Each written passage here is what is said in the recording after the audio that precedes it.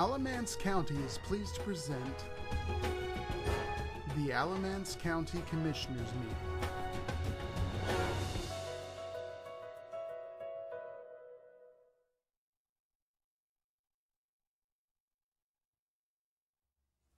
All right, good evening.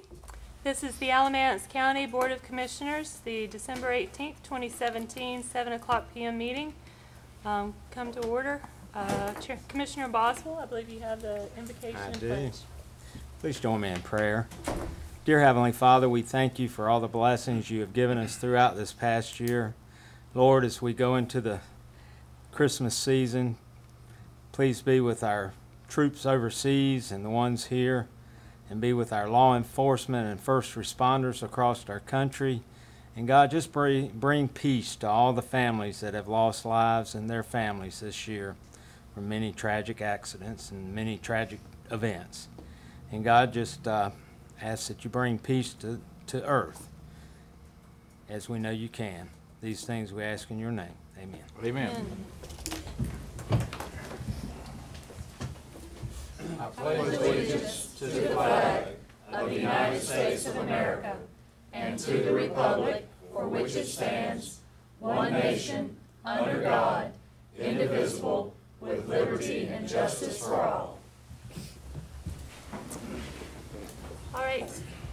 Looks like we have one public speaker signed up to speak tonight. Before we go to the public speaker, I had something that I wanted to do, and this is not in response to this particular public speaker. I do not know what this person wants to talk about, but I thought it would be an opportune time to review our public comment policy as well as the rules that we adopted, the rules of procedure for the Alamance County Board of County Commissioners regarding the decorum of the audience. So first, the public comment policy. This was adopted or revised September of 2014, so this is 3 years ago.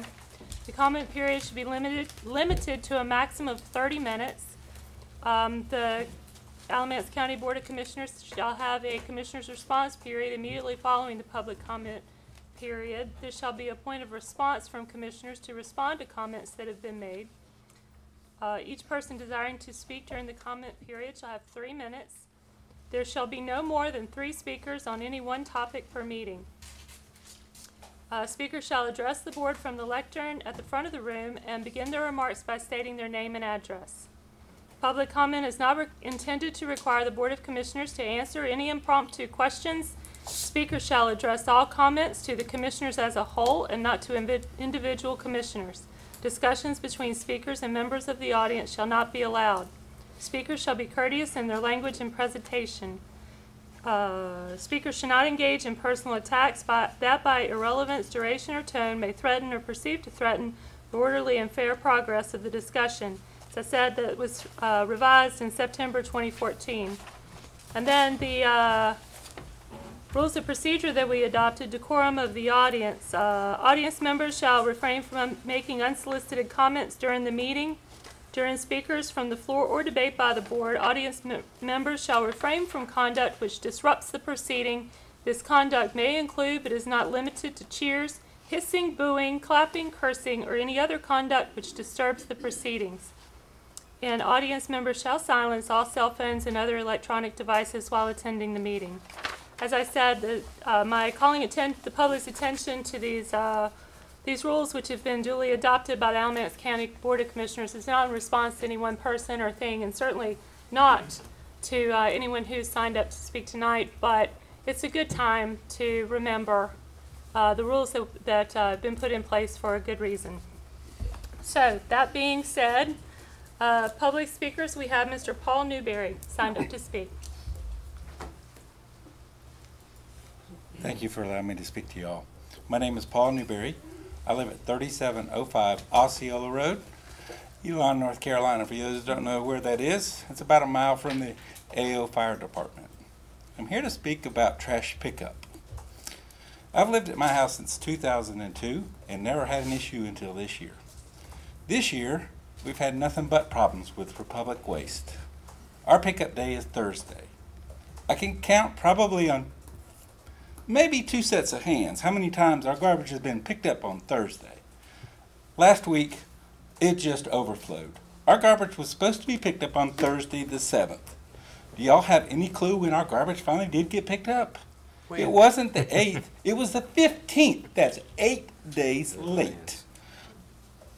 I don't know, everybody on our street, I'm not just speaking for me, everybody, it's a 1.5 mile long street. None of our garbage was picked up for 8 days. That's a lot of garbage. So I'm here asking for y'all's help. Or everybody on our street is asking for y'all's help. If they can't do the job, let's bring in another company that can do the job. Thank you for your I help. agree with you. Absolutely. Appreciate it. Thank you very much. Thank you. Thank you, Mr. Newberry. Do we have any other commissioner responses? Mr. Newberry? Well, I think to his comment, Brian, we probably need to get Richard to check in. Our landfill man talks to Republic every day, so. Yes, we'll make sure that he talks to the Republic rep, and we'll give Mr. Newberry's contact information if it's not on their on Is the his sign-up sheet. address in there? Yes, Right. we do Okay. have his address. It's in there. Yeah, Thank so, You want my cell phone number? I'll be happy to give it. Yes. yeah, that'll be fine too.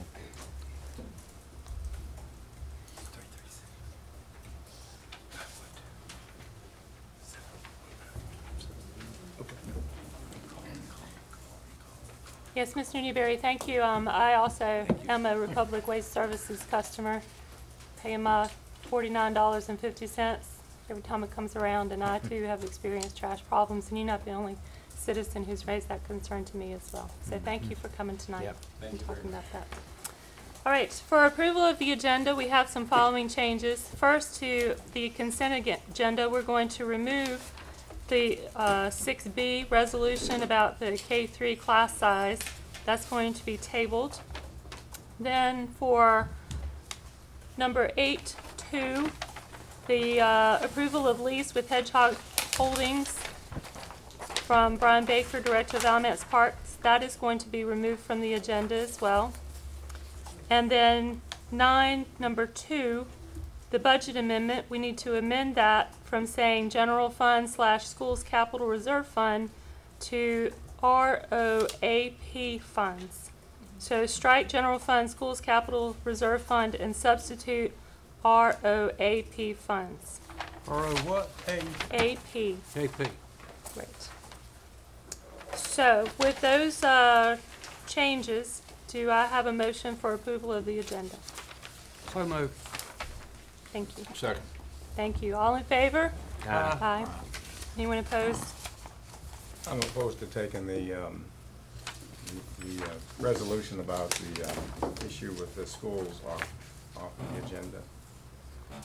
Okay. If I could comment as to why. It's a serious situation, the legislation that was passed on our school system with the number of teachers that it would require. We don't have the spaces in our schools to accommodate those extra classes. There's a tremendous financial implication, and what the resolution was doing was to ask the legislature to slow down the process of this requirement so that school systems could adjust, and that would be very valuable to our school system. And the General Assembly, I understand, is going to be meeting in January, and we won't have another meeting to discuss this before that happens. And that would be the perfect opportunity for them to address our concerns, along with the concerns of many other counties in this state. So when you said remove, you're pulling it out of the consent. No, I'm pulling it from the agenda. She's pulling it from the agenda Total altogether. agenda. That's Well, I'm along with Bob on that. We need to move on I that. agree. I thought it was, we was gonna discuss it later. Right. I'm sorry, I misunderstood why you were, I thought you were gonna pull it for discussion. Yeah, we definitely need to act on Yeah. that. Well, what's the logic? I'm not trying to be pro or con at the moment, but what was the logic of pulling it? Well, I asked to pull it. I put it on the agenda myself, Right. and then I reflected on it and looked at the resolution and thought that it was not what I wanted to have on the meeting tonight. So that was the reason that I was pulling it. I put it on there and I wanted to pull it. Well, I'd like to know more about it from our state legislators. I mean, why in the world would they put such a mandate out there knowing who's gotta pay the freight? And a number of Because they're counties certainly already not paying. signed on to that. Yeah. I understand it. How about if then, well, we already approved the agenda with the modifications which I included, which included removing that resolution from the agenda. That was the motion that Mr. Lashley made, was approval of the agenda with those changes, which was seconded and duly voted on. And so I believe that the resolution is removed from the agenda because we voted to remove it from the agenda. When's our next But it was meeting? on consent agenda. The next meeting will be January the 16th. I thought we were gonna put it on to another level. Another later level time instead of on the to talk about it. I think it's that important. Right. Can we not put it on the regular agenda, even though we already voted on the regular agenda? I mean, can we not? If somebody wants to make a motion, I'll make we can that. entertain a motion. I'll make that motion Yeah, that and I'll we pull it from second the that. consent agenda and put on the regular agenda. Yeah. So we can discuss it a little further. Okay, so we have a motion on the floor to reconsider removing the 6B resolution K3 class size, removing that from the, unremoving it from the consent agenda, and instead moving that to, I would say, number 8-7. Yeah. To consider it then, so, I'll second that motion. okay, all in favor? Aye. Anyone opposed? No.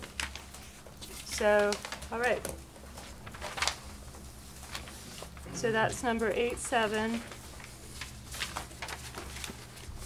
Resolution.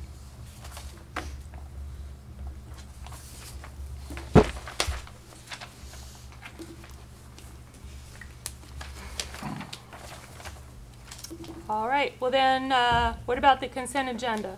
The next item on the agenda is approval of the consent agenda with that resolution being removed from it. Does anyone have any motions to make regarding the remainder of the consent agenda? I move that we approve it with that removed and go on with it. I'll second it. All in favor? Aye. Aye. Anyone opposed? All right, so now we're at number 7, the public hearing, which is for a local landmark for Granite Mill in Hall River. So I believe that Libby Hodges, the planning director, is going to present about that. Good evening. We're here tonight to hold a public hearing related to the Granite Mills building in Hall River. In accordance with our interlocal agreement, our HPC has looked at it. It has already been placed on the National Register as of September of this year as well, and they are here asking that it be designated as a local landmark. Okay, anyone have any questions, concerns? What are the plans for the building? It's going to be commercial downstairs and 100, or the main level, 172 studio, 1, 2, and 3 bedroom apartments. A walking track, and they're going to go along, because you know we are on the Mountain to the Sea Trail and with the river there. So they're going to put a walking track there, a canoe access on that side, even though there's one on Red Slide right across the river from it. And they're going to have exercise, and also he did the Bull Durham Stadium, and they have all kinds of events all the time there. American Tobacco, I'm sorry, and it's right behind or right at the Bull Durham Stadium. And they have all kinds of events, music and farmers markets, and just everything to try to draw people into the area. That project in Durham, it's got some age on it, hasn't it? How long has it been completed? American Tobacco the design was started in October of '99. The construction was completed and the first office tenants in '05. And it's been full for a decade now. That's nice. And we continue to look for space for other activities on campus. One example is after we were full, we took the 50,000 square feet of basement space without a single window and created the American Underground for high-tech incubators, and it's been a big success. So it's Did nice, you do nice any to- work on the Cone Mills in Greensboro? Say again? The Cone Mills in Greensboro? Revolution. I'm Eddie Belk with Belk Architecture. Aaron Morton's here, architectural member of our team on Granite Mill. And we are the architect for Revolution Mill, and we're also the architect for Rocky Mount Mill, and the architect for Bellevue Mill in Hillsborough that's under construction. We're the architect for Oneida Mill that's recently completed here in Graham. We're also working on Spray Mill in Eden, Johnston Mill in Charlotte, Thomasville Furniture Factory in Thomasville, and I'm leaving a few out, but that's enough. If you don't mind comparing, I don't mean to belabor this, but compare Hall River to the Revolution plant in Greensboro as far as size. The overall size, the square footage basis, it's about a little under half the size Hall of River Revolution, but it's still, that's still a very large mill. Yeah. Revolution, once we finish the last little phase of residential, we will have 150 apartments in it and about 400,000 square feet of office space and 4 restaurants and art galleries and art studios. At Granite, sitting on the Hall River and sitting in such a lovely location in between major places of employment, they will have 172 to 176. We're still finalizing the number of apartments. We will have about 14,000 square feet of office space and 2 restaurant spaces. In addition, the amenities that were described, we will have major events on a regular basis. As she mentioned, Mike Hill is the developer, and he was the lead person for Capital Broadcasting on American Tobacco, and we were the architect on American. I go by the Revolution Cone Mills about every other day, and it's beautiful. It's Have you good. stopped at Natty's yet? No, I'm too old for that, I believe. I have to come home early. Tim, I think it's about 375,000 square feet. In that range, Yeah. I think That's one, what he's asking. it's a little, in some ways it's a little more complex because there's a lot of steps and heights between the multiple buildings, but that just makes it more interesting when you're finished.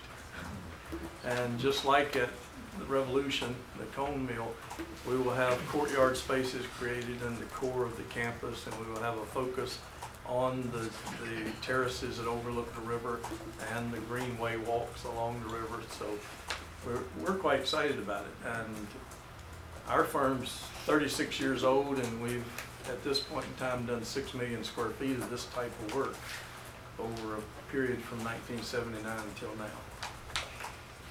So we're addicted to it. Now, will you get to use the historic tax credits? And Yes, and I'm happy to this? say that as of today, it does look like they will be remaining in the bill that gets signed into place. And that's not an endorsement of the bill, Right. but I'm happy to say the historic tax credits are still there. I know our local representative Ross has worked very hard for that. All right, so what we need is a motion to declare Granite Mill a local landmark. We gotta have a We do that. We gotta have a public hearing. Oh, did I not convene a public hearing? Yeah, we gotta have it. Yeah, okay. Sorry. I'll make a First motion that public- we go into public hearing. I'll second that. All right, all in favor of going into public hearing? Anyone There, opposed? now. Okay, great. So, well, I think we already heard some presentation and testimony about that. So, Any other comments? Please come up and introduce yourself. yes. Good evening, I'm Kelly Allen, I'm on the Hall River Town Council. I'm 731 Keck Road, Hall River. With the closing of the mill, we not only lost our biggest tax base, but at their highest capacity, they bought 1 million gallons of water from the town a day. And that was a huge loss economically for the town, and it has taken years of being very, very careful and trying to recoup from that and from that loss.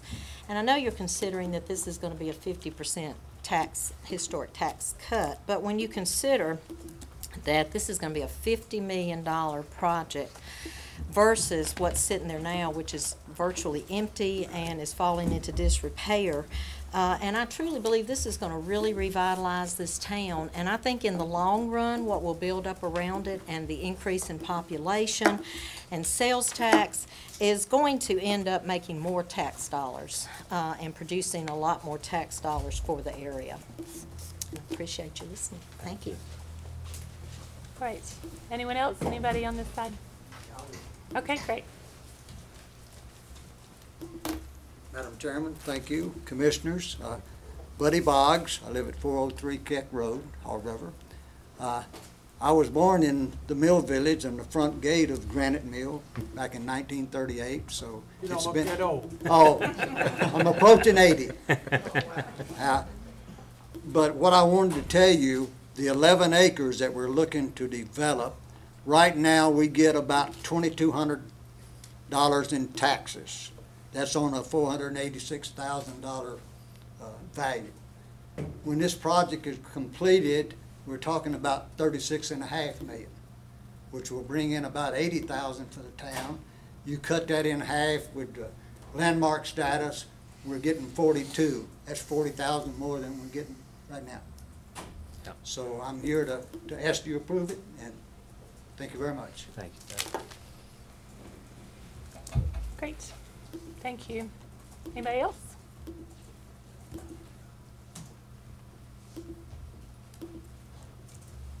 My name's Lee Lovett. I live at 220 North Wilkins Road in Haw River. I've been in Haw River for 45 years, so I remember when it was a vibrant little town with the mill working 3 shifts, 7 days a week, and you could hardly get through it. And I also remember it when the mill closed down, and it just almost struck a death blow to the town. If it wasn't for the leadership that we've had and good town managers, I don't know how we could have made it.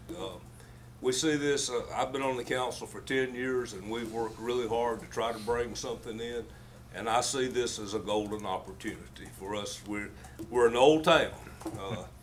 I'm 71 and I'm one of the youngsters in town, but we need to keep our tax rates as low as possible, and we feel that this project will do that, plus draw a lot of other people in. So we're asking you to vote in favor of giving it the landmark designation. Thank you, Lee. Thank you, Lee. Super. Anyone else? Is that it? I would like to ask one more question. What will that require of your fire department as far as addressing the needs of that? We're probably going to have to invest in a new fire truck and probably more personnel than we have now. We have 3 full-time paid, and then we have part-time employees. So it's going to require enlarging the fire department. We will be doing the project as a fully sprinklered campus. So all the buildings will have full operational sprinkler systems. And in the process, working with the fire marshal, we will make sure we have the connections for the fire department and hydrants in positions around campus so that where a fire truck can't go, the men with hoses can still get to a connection. Will there be any additional road work there? I know Main Street's just a 2-lane road there. Will you guys? There's road improvements and lighting improvements planned. We are modifying the entrance a little to make it a more gentle in and out. Right. And mostly we're just going to make it much more open and much more apparent that it's a good, smooth transition from the main road into the campus. And you have plenty of parking there. And the tractor trailers that currently go in and out at that entrance will be going in and out at the back entrance in the future because they will not be able to go through that campus to their loading docks in the other part of the campus. Do you have ample parking around that? Right this minute, no, but we will. Okay. Don't be another Saxon Hall. They definitely have some parking And we're intentionally not taking parking down the hill and under the buildings and along the river. We want to keep that green. So ample may be a little generous. We will have appropriate parking. Eddie, if I might say one other thing. Yes, you know, sir. we've got $5 million from the state to go into this project, and a lot of that money is going to be used to the greenways and the parking and everything. Okay. But right now, what they have over there is not sufficient for the 600 people or so that's gonna be in the apartments eventually. Okay. The project is being done as a HUD project, so we will be fully meeting the HUD requirements for parking as well. Good. All right. Mr. Manager, do I close the public hearing and then we vote? Yes, that is correct. Okay. So need a motion? I'll make a motion to go out of public hearing. Second. Great. All in favor of going out of public hearing? Aye. Anyone opposed? Okay. And now we need a motion to declare Granite Mill a local landmark. So moved. Second. Super. All in favor, say aye. Aye. Aye. Anyone opposed? Very good. Great. Great Thank you so project. much. Thank you. All right, next EMS billing write-off, Mr. Bickerman.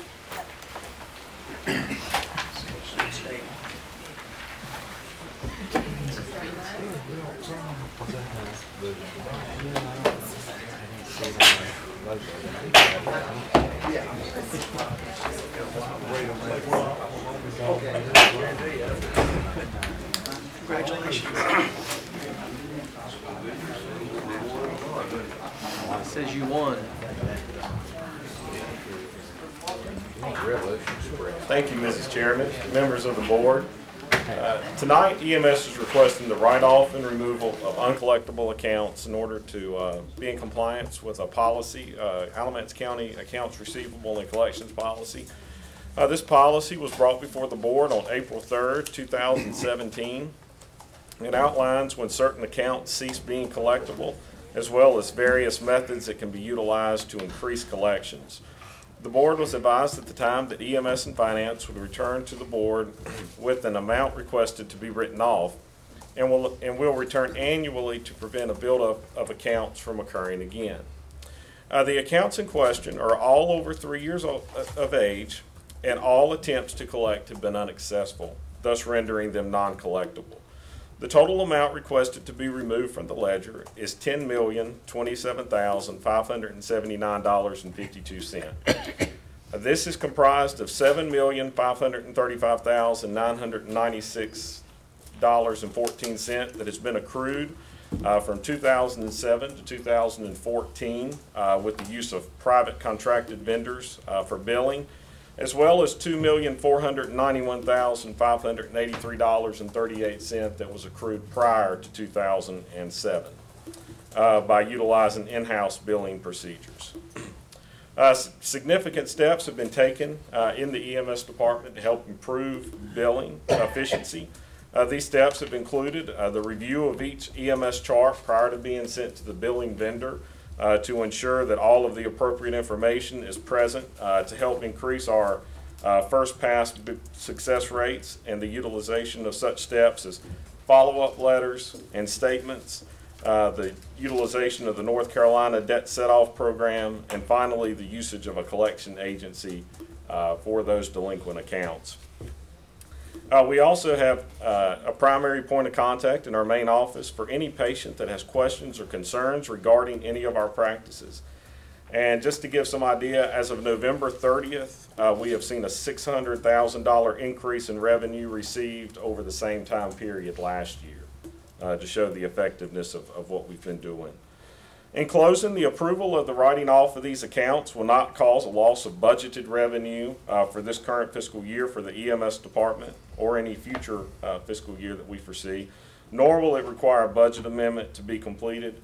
The removal of these accounts will primarily be noticed in accounting principles only. Thank you for your time, and I'll be happy to address any questions that you all may have. I have a couple of questions. I was looking at the sheet that came from the outsourced billing company. Yes, sir. So it looks like the larger amounts that are being written off are more recent ones as opposed to earlier in that time frame. For example, in 2015, we're writing off over $1 million for just that 1 year. Right. So we did not include 2015, only 2014 back. 2015 was just put here. Well, even 2014 is $2 million. Yes, sir. And so can you define those labels? I think I understand MCAID is Medicaid and MCARE is Medicare. PAT seems to be the biggest category. What is PAT? So that's the private payer, and then the PINS is the private insurer. Private insurance. So the private payer would be the patients themselves. Yes, being sir. liable. Yes.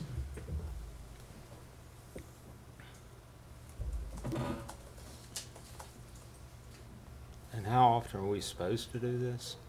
We want to come back yearly to ensure that anything that Seems like a has big become build-up here. non-collectible, that way we can ensure that the account receivables don't get too large. It'd be similar to, the tax department comes every year with taxes write-offs. past 10 years that we write off.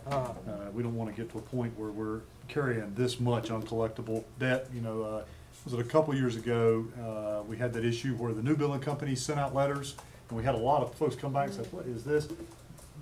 This contributes to that. If we keep carrying these old, uncollectible debt, we hope that would never happen again, but if we write it off annually, it will not happen again. So. Can you estimate, like in 2014, that what we're writing off is over $2 million?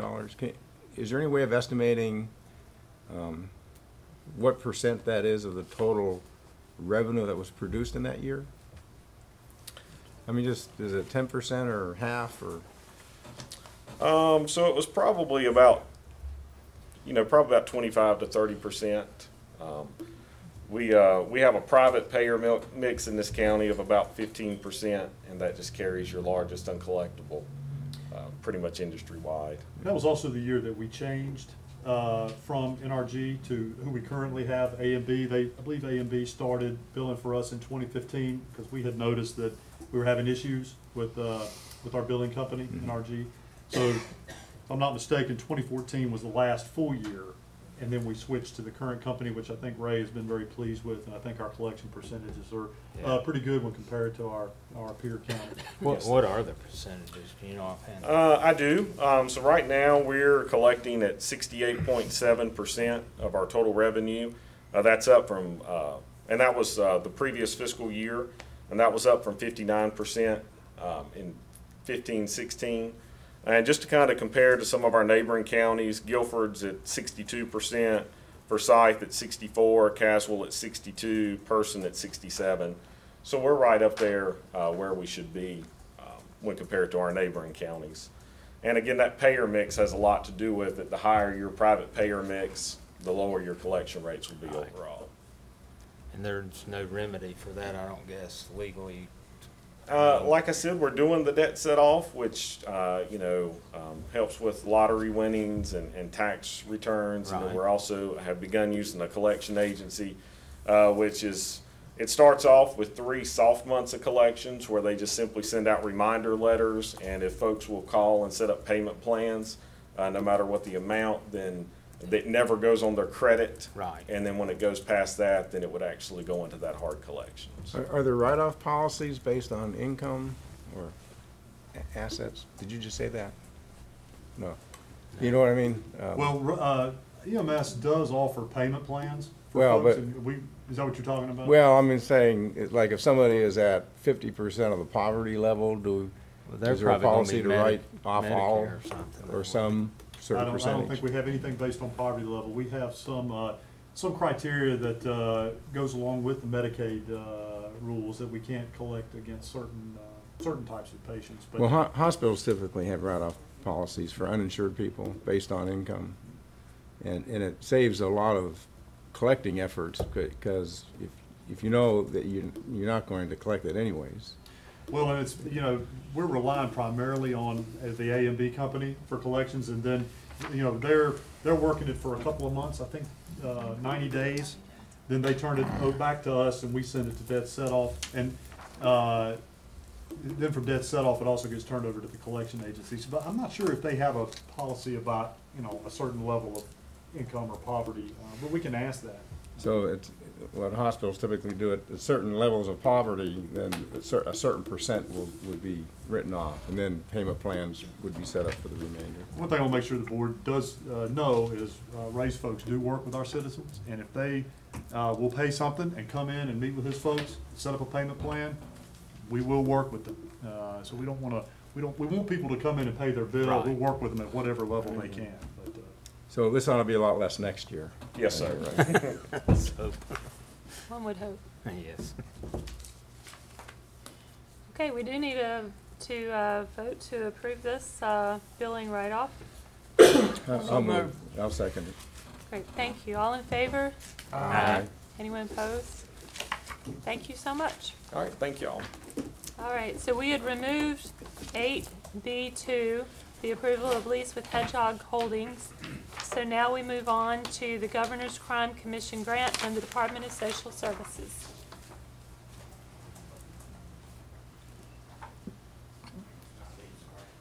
I'm coming behind, right behind you. Chasing him, aren't you, Sandy? How are y'all doing? We're fine. Good, Sandy. How you doing? I'm good. I'm good. So I'm here tonight to ask for permission to pursue the Governor's Crime Commission grant for family justice centers. But I also want to spend just 3 minutes talking about the movement in North Carolina that's really taking off. And part of that is because of the vision of Alamance County in this group.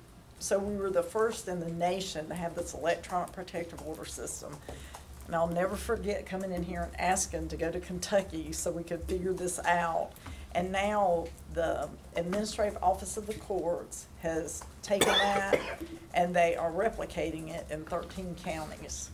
So they have taken the system that a team here, with your blessing, created tediously for about 3 years, and it's expanding. And it's a huge, huge thing for victims. It creates so much more safety for law enforcement because they can get on and see the order real time. And the more counties that take advantage of that and do that, the more law enforcement can see. So that's a wonderful thing. It was only 2 years ago that the Governor's Crime Commission recognized the Family Justice Center as a best practice model, and they created a priority for its funding. Within the last 3 years, there's 2 more family justice centers that have opened, one in Buncombe and one in Guilford. But it's grown leaps and bounds. So we went and presented to the Association of County Commissioners, got a lot of feedback there. And so what has happened is, as folks have wanted to open family justice centers, they're looking to the existing family justice centers to provide technical assistance, which is fine. We're real proud and happy to come by, but it's not sustainable, and it's also not the kind of assistance they need. And so last week, the 3 existing centers partnered with the National Alliance and had the first ever North Carolina Family Justice Conference. They held it in Guilford. So 16 counties and over 200 people came and attended that conference. So that's something else for you guys to be proud about, because again, you were the first. And you took that leap of faith, and it was a leap of faith, but it has really paid off. Our Family Justice Center has grown in leaps and bounds. We have seen over 5,500 unduplicated since we opened. Our traffic has increased 51% since October of 2015. We've put programs in place to help connect crime victims to services. So that's what you want, is for all of that to grow. But one of the things, so the president of the National Alliance came and spoke to the newly formed Justice Advisory Committee. And one of the things that the Family Justice Center movement really wants to do is become more than a place for crisis and become a pathway to hope. And he talked a lot about that. And so one of the indicators of that is people returning.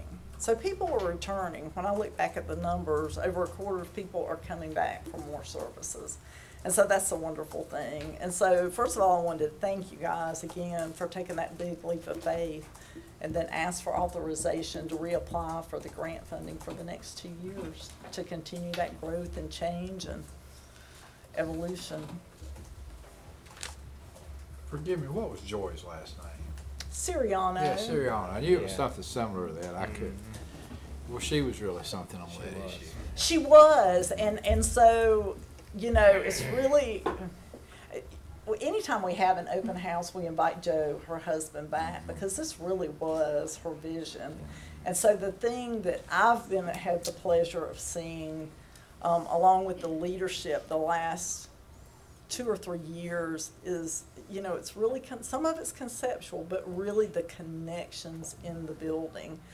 So we average 165 referrals a month. And again, that's a number that indicates how much people are connecting. And when it works and you see people huddle and they're coordinating services, 3 to 4 services in that one building. We've got civil legal services now.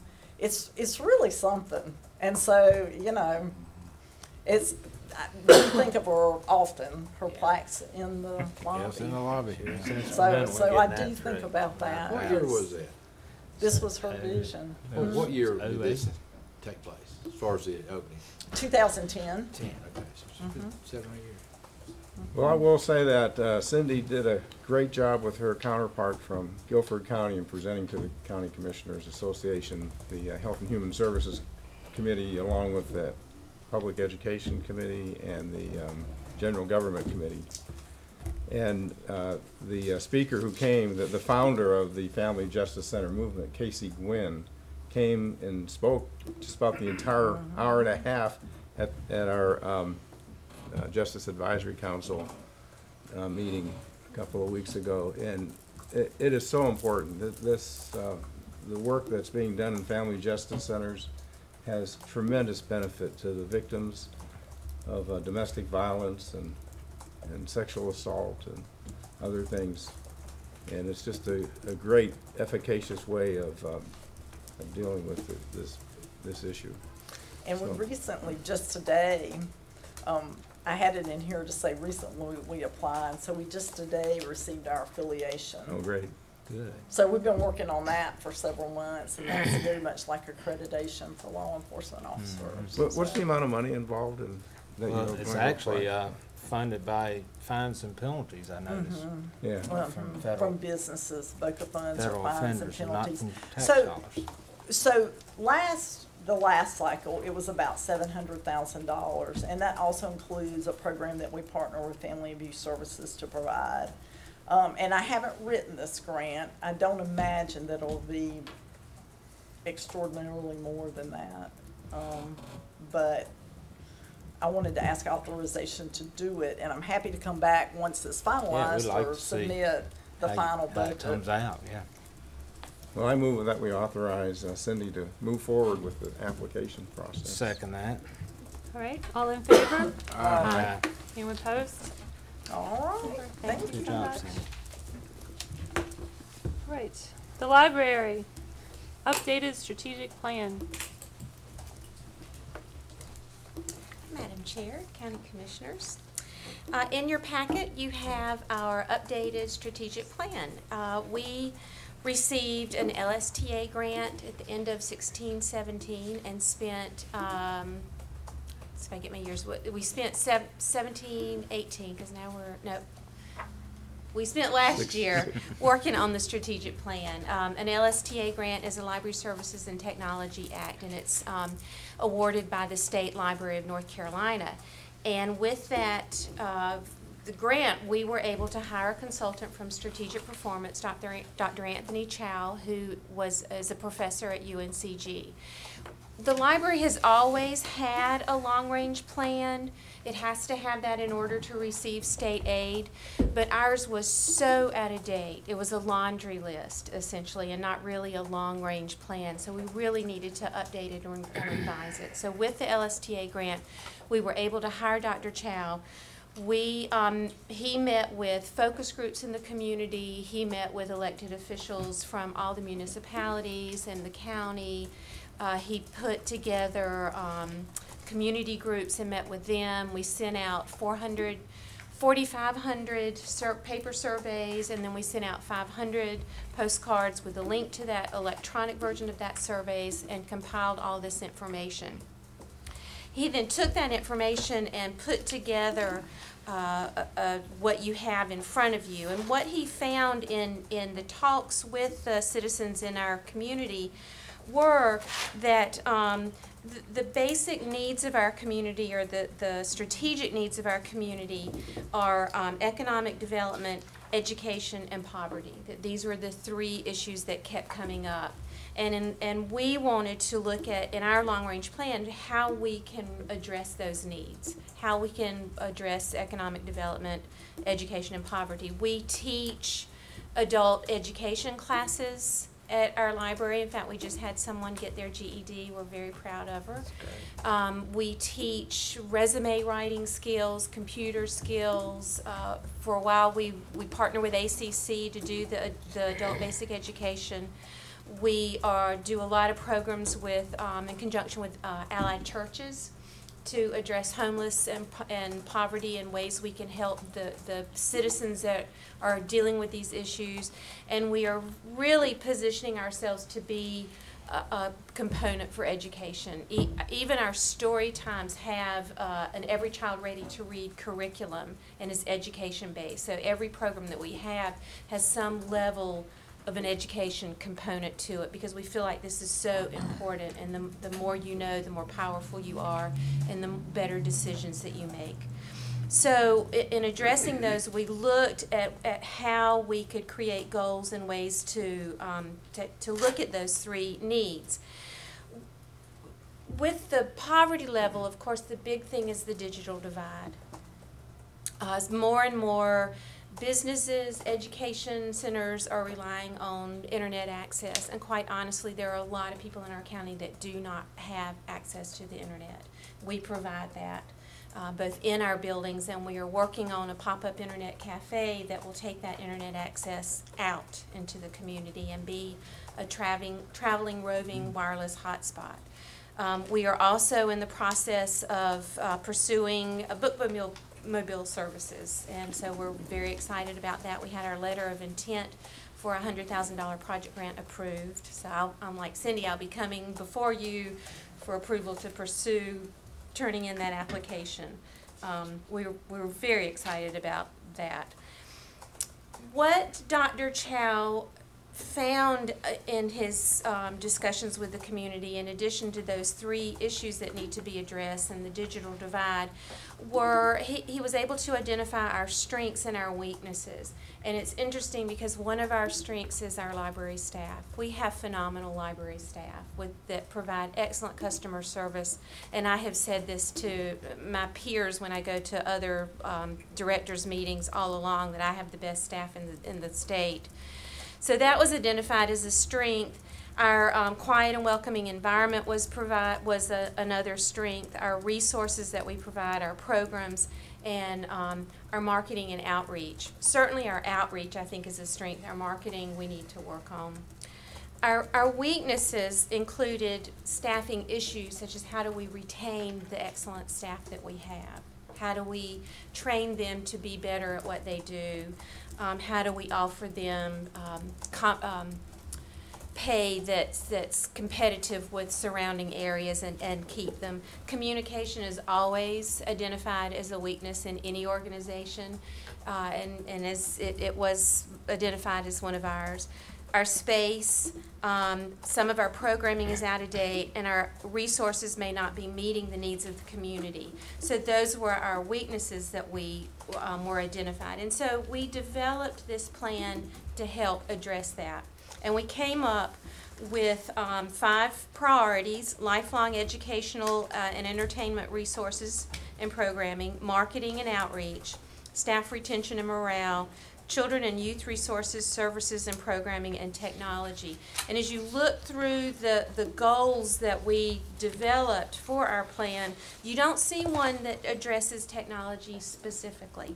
This is because we felt like it was the foundation in all of the goals. We didn't want to make it a separate issue. It's integral to all of the goals that we've developed. So the goals that we developed were access to high quality, trusted information and knowledge across the lifespan, which is an ongoing process. An inviting and convenient and user-friendly spaces and services, and then to offer innovative educational programs, and then you've got objectives underneath that. You have a second document that we refer to as the Public Library Action Plan, which is really an internal document for staff as to possible steps that they can take to achieve the 3 goals that we've identified. So that's why they're two separate. The action plan is merely a guideline and suggestions for ideas and ways to achieve our three objectives and our three long-range goals. This plan was put together by the steering committee that we had as part of this process. It was vetted in front of the Friends of the Library and also the Library Board, both of which approved the plan. So to be transparent, I wanted you to see what we're working on and what we're looking at.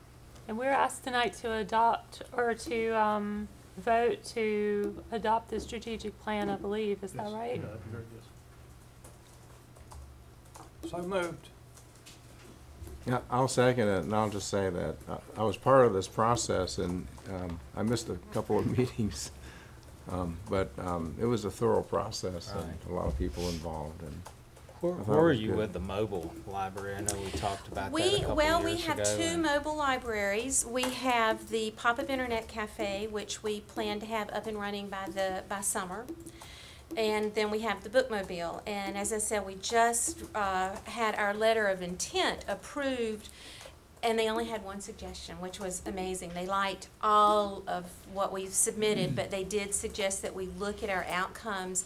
And they like the outcomes that we've identified, but they wanted, the project grant is a one-year grant, and they want those outcomes to be, see results in that one-year period. So we will submit that grant in February. It will be awarded in the spring. That's $100,000. We've got the Impact Alamance grant for $49,000. Farm Bureau has pledged $2,500. We're doing crowdfunding with Deposit a Gift and all kinds of other fundraising. So you're getting a push on. We're working on that, and we're also identifying other sources of funding that we can put together. And the Friends, of course, have committed to paying a minimum of 10% of the cost of the vehicle. Good. I think our libraries are something that it's an asset for our county that we can all be very proud of. That's for sure. Okay, so we have a motion and a second. So all in favor of adopting the library updated strategic plan, say aye. Aye. Anyone opposed? Thank you so much. Thank you. Okay, financial and facility plan presentation. Madam Chair, Commissioners, good evening. I'm here this evening to talk to you about a need that I believe we have for two different but connected plans. The first one is that I'm going to talk about is a financial plan that's going to give us a comprehensive capital budget. I'll explain in a minute why that's important. And the second plan that I'm going to talk to you a little bit about tonight is a facility plan for the county's criminal justice system and for our county government facilities. Let me start off by saying there's no action required by the board tonight. I'm going to talk to you about what I'm thinking and about the direction that we're starting to move in, and I want to make sure that we're on the same page as I progress. So the board knows that Alamance County government, we are statutorily responsible for facilities for Alamance Burlington School System, Alamance Community College, the local criminal justice system, that's our court and our probation and jail and those type offices, as well as county government services, the buildings that we provide our services through. So we have a significant amount of responsibility from a facility standpoint. The service and capital needs for all of these areas is growing. It continues to grow. Their needs continue to grow in each one of these four areas. And most of this we do not control. Courts are a good example. We don't control when court needs more staff or need more office space, or when the state makes changes to legislation that suddenly means the court has to hire more people. A lot of this facility planning is not in county government staff control. But we need to find a way to plan for these needs in a way that minimizes impact to taxpayers, and I'm sure you would agree. So how do we do that? I believe a well-designed financial plan and a comprehensive facility plan for criminal justice system and for the county government will help guide us. So I'm going to start off my discussion this evening talking a little bit about a financial plan. So in just a few short meetings, second meeting in March, Dr. Harrison and Dr. Gatewood are going to be standing right here, and they're going to be talking to this board about the bond, possible bond needs. And we're understanding that could be up to $190 million in bond debt for ABSS needs and for Alamance Community College. And I know that that night that you're going to want to hear from me, if that passes, if the voters choose to do that, to approve it, if you choose to put it on the ballot, how are we going to pay for it? What does that mean? That's the bottom line for what I'm talking to you about tonight with this financial plan. I think a financial plan will help me be able to tell you and the voters how we would pay for it if the bonds pass. So this is a tremendous amount of money, $190 million, more than, I believe it's more than we've ever borrowed in the history of county government. And we know for sure it is more than we have borrowed in the past 20 years combined. And this amount, this $190 million possible amount, it does not include our own county government and criminal justice project needs, our five-year CIP. That is not in the $190 million. It also does not include ABSS's and Alamance Community College non-bonded. They have problems and capital issues that are not going to be covered in this bond. So $190 million does not include those either. And it also does not include the second piece I'm going to talk to you about in a little bit, Alamance County and Criminal Justice Service Comprehensive Facility Plan. That's just the potential bond. But I believe it sets the table for where we're at now and why we need to consider this. So I'm interested in creating a financial plan that will help county government staff and help the Board of Commissioners determine a few things. One, when it comes to this debt that we're going to be talking about, how do we keep it affordable? How do we borrow within our means? I think we are all interested in making sure that whatever we do has the least amount of impact on our taxpayers. And that can be done through making sure the timing of borrowing and spending is kept in mind. The timing is very important when it comes to debt. And I believe if we have a plan in place, we can work with ABSS and Alamance Community College to keep the debt affordable by timing it out properly. We also want to be sure as we go through this potential bond that we're doing everything we can to keep our great credit rating. That's something that's going to be important if we want to continue to get low interest rates throughout the course of this borrowing that we're going to be doing. We have to keep our good bond rating. And we also need to think about, it's possible that the bond may not pass, but whether it passes or not, a lot of these needs are still going to be there, and we need to plan for, as the responsible body, how are we going to address them. So what I'm interested in doing is, this is a tremendous project, very large amount of debt. There are companies in North Carolina that will help us make plans in order to be able to plan out how we're going to pay for this. I'm interested in enlisting the help of a specific company that I'm going to talk about in just a moment. This company would work with our staff, with myself and Susan, to facilitate talks with Alamance Burlington School System, ACC in particularly, about their plans for their projects. Will they work with us on timing so we can keep it affordable? I would want the company to help us establish this comprehensive capital budget so we have a very accurate schedule of when projects will be done, when money will be borrowed, when money will be spent.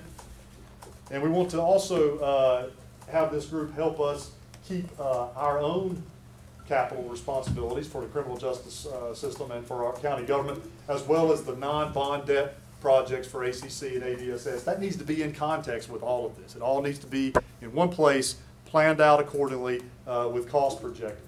And where this will become helpful for county staff is we will use that plan as we prepare budgets every year. We're going to know, okay, we know this year that X amount of dollars must be budgeted for debt. And I think that working with a company to help us come up with this, we'll be able to create a dynamic plan. Capital needs change. Our capital needs change all the time. And we're in the process right now of demoing some buildings. That means those buildings come out of the plan. If we were to discover a new capital need, whether it's our own or a school system need, we would be able to put it in the plan and adjust it accordingly. So myself and Susan and Andrea have met with 2 financial planning firms and looked over their bona fides and talked with their staff. Of the 2, we've selected Davenport and Company. This is the group that I would be interested in using to help us come up with this plan to be able to tell you how we're going to pay for bond debt. These folks with Davenport, they're officed here in North Carolina. They have offices in Charlotte and Raleigh. They've done work locally with the city of Mebane and the city of Burlington. We've talked with Mebane management and with the Burlington finance folks, and they've all been very pleased with Davenport. They provided financial services for over 30 counties in the state of North Carolina. We've met with them, met with their leadership. I think they would be an excellent fit with us and help us be able to come up with something that will help us plan out how we pay. So our next steps. I'm recommending that, and you don't need to vote on this because my estimate for this cost is going to be between $15,000 and $30,000. That's within my authority as county manager to be able to sign that contract. So I don't technically need an actual new vote and approval from the board, but I need you to know that that's what I'm thinking about doing. We would work on a contract that had terms with Davenport. That could either be an annual retainer or some kind of hourly rate. We will work that out. How will we pay for it? We use funds that we have designated for facility planning. So right now we have money that that has come from the sale of the Turntine Street property. I think we had $45,000 from that sale, if you remember back a year or so ago. We also have funding about $130,000 in the current maintenance department's budget that we could use for this planning. And we also have $3.4 million from the sale of the Peak property that's designated for county facility work that we could tap into also. I don't know that we would need to get into that or not, but we might. But also with this financial plan, we believe that these costs might be able to be rolled into the bond financing costs, which would be ideal. It's not that much money, technically, $15,000 to $30,000, but I also need to use some of these funds for the plan I'm going to talk to you about in just a moment, which is the county facility plan. So if possible, we might be able to roll the amount we need to pay Davenport into the bond financing, and they are willing to wait to see if the voters vote. If the voters vote for the bond, and we can roll it into the financing costs like we do our bond attorneys and all, we'll do that. If the bond does not pass, then we'll be touching these designated funds to pay for the plan. And the deliverable at the end of the day will be a capital budget that will give staff, the Board of Commissioners, and the public, because I think it's important that the public understands if they, as they consider these ballot measures, what's the cost going to be. And we believe that that would be my intent, to come away with a deliverable that is a plan that demonstrates that to you and to the general public. So I know it's a very quick overview of this financial plan. Again, what I'm seeing as cost, $15,000 to $30,000, I think is a very small investment to make into something that could be one of the largest debt that we take on possibly ever. I think it will give us that professional assistance that we need to make sure we put it together in a way that keeps the property tax low for the folks that live here and also lets us keep our good credit rating. So I don't need action on this because, again, as I say, through the budget ordinance, I'm authorized to enter it. But I need to know how you feel about it. Do you have any objections to me going down this road or any comments or questions about it? I'll be happy to try to answer. How have they worked with Mebane and other people as they go? Hourly, retainer? How do they normally go about it? They worked on it was a specific project with the city of Mebane. If I'm not mistaken, they helped set up the NCIC or North Carolina Commerce Park with the city of Mebane. So that was a specific project related, which could be the way we do it here. And then the city of Burlington, I don't know, it was a project related also. So it could be that we're negotiating terms specifically just for this plan. Although we will do that, but I wouldn't mind also keeping them maybe on retainer for at least for the first little bit as we work through this debt. So either way, whatever I would agree to would be within my authority to the dollar amount for me to be able to sign. Well, I'm really in favor of, in my work experience, I mean, where I worked, we had great financial people on staff, but we would still go outside to do this very complex process of really. It's good to have another set of eyes on things. Well, that too, yes. But it's a very complicated deal, and we're dealing with this much money. It's very, you know, and they could steer us in certain directions that if we went down those directions or those paths would cost us way more than what you're going to spend on this firm. Well, the hope would be we can demonstrate to you and to the public the cost of the work that the schools and ACC want to do, but also keep it as affordable as possible. And I think this group can do that because, you know, if we tell you what we think will happen if the bond passes and we say this is the absolute least impact we can get to property tax, that's what we're going to be looking for. And it may be that I'm bringing you one or two options because we will look at that quarter percent sales tax also, try to factor that in. How can that help? So that is a voter approval item. But if we're putting that out there to folks to say, we can keep your property tax impact from this bond very low if we're able to use this quarter percent sales tax, then that'll be important for them to know when they go to the polls. Was this company based in Richmond, Virginia? They have, let's see, let me get their information. I think you have Raleigh and Charlotte. Raleigh, Charlotte, they do have offices in Virginia also. Yeah, what I'm looking at says Richmond, and unless it's two Davenports, and said they were founded in 1863. Is that, are you hearing of that date? I haven't heard that date, but I know they have been around for quite some time, and they've worked with a number of counties around the state: Beaufort, Bertie, Buncombe, Caswell. I mean, it's a tremendous number. And I was looking for the piece about where their offices are. So they do have Richmond, Raleigh, and Charlotte look like their main offices. Mm-hmm. That's what I'm saying. And again, no action. This is the direction I'm going to go, unless you all have a opposition to it. I think it sounds like a good plan. Yeah, I think it's agree. terrific. I think it's a smart like way a to go. Good plan. So our next piece I want to talk about. So one thing that will be missing from this financial plan, because we've got to get this done, because March is when everybody will be coming to talk about it. There's no way we'll get a facility plan for county government and criminal justice system done by March. It's not possible. That will be the piece that is not in there. But it is important that we go through this process. We need a long-term facility plan for our court and criminal justice system as well as county government. We really need to take a hard look at our current situation, our current buildings, how we're using them, determine what's the best use for each one, and start working in that direction. So right now we have 38 main buildings. On average, their year of coming online was 1972, so you're about 45 years in age. They vary. Some are quite new and some are much older than 1972. Some of the buildings are in excellent shape and some are not. But I thought I'd tell you just a little about where we are right now and how we're doing business. So we have 38 buildings that we're maintaining.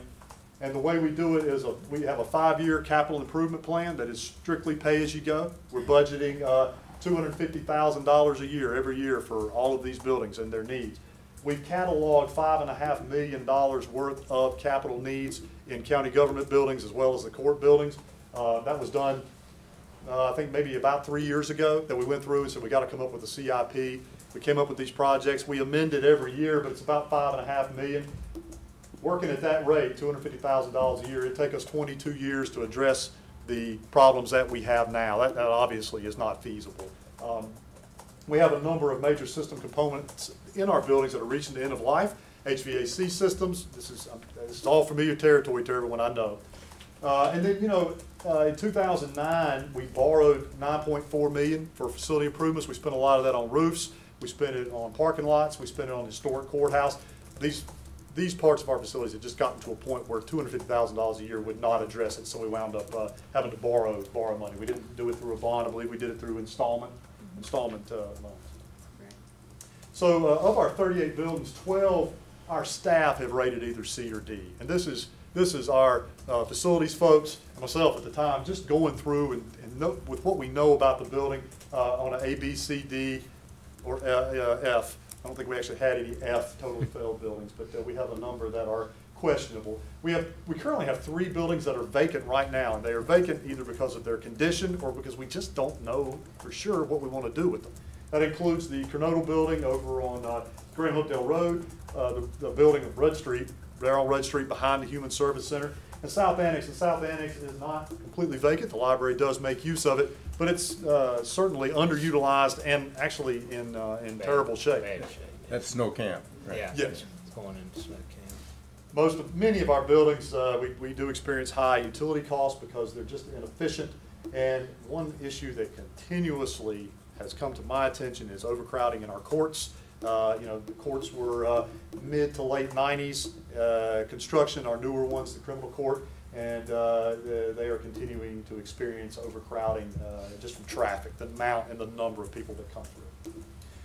So these are some of the questions that I think we need to answer with a facility plan for Alamance County and the Criminal Justice Service. Number one, are we providing our services in the best locations? We basically have two campuses, Graham and East Burlington. Are those the best places to have our services located? This is a question I would want answered in our facility plan. Are we using the right buildings for these services? And we need a plan that will help us make decisions about current needs. We have buildings right now that need capital repair, but I have been reluctant to approve that because I don't know if we really need this building anymore or not. Are we going to get out of this building? You hate to go put a new roof on a building that could use a new roof if we really don't need it anymore. It feels like a waste. We also, in this plan that I would like to have put together, we need to be able to systematically evaluate offers of property. We actually get a number of people who contact us and say, I've got some property I'd like to give to the county. If we have some method of how we provide service, we can really effectively evaluate those offers and say, we don't need that. Or yes, that is exactly what we need, we will take it.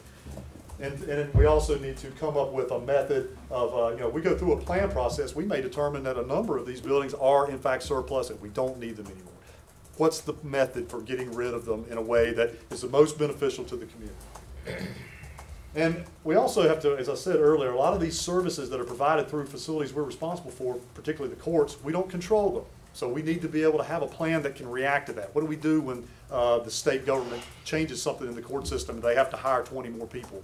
We've got that situation right now that's come about through some changes in this juvenile justice age group.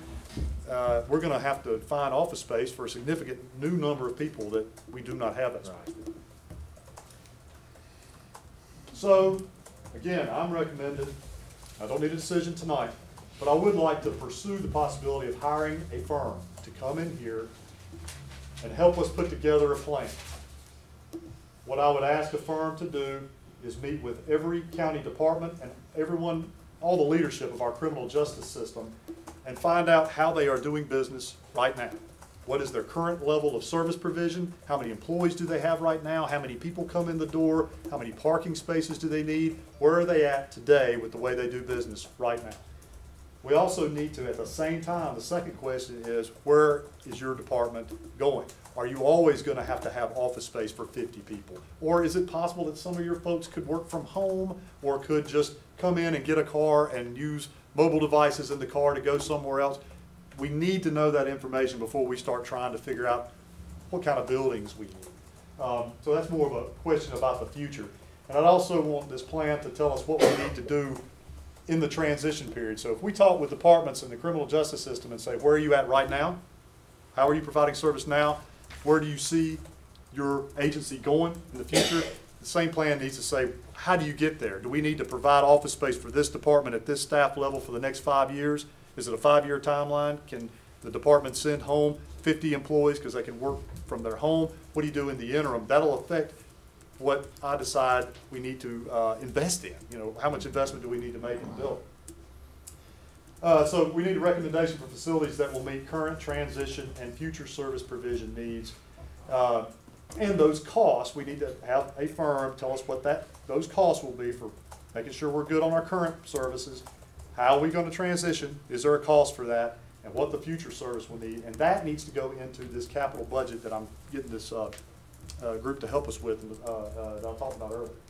Let me ask you a question. Can Davenport do that? That is not their specialty, meeting with departments and coming up with like flow and that kind of things. That is not. I don't know. I haven't talked to them about is that a service that they could offer, but I think they're more on the financial end.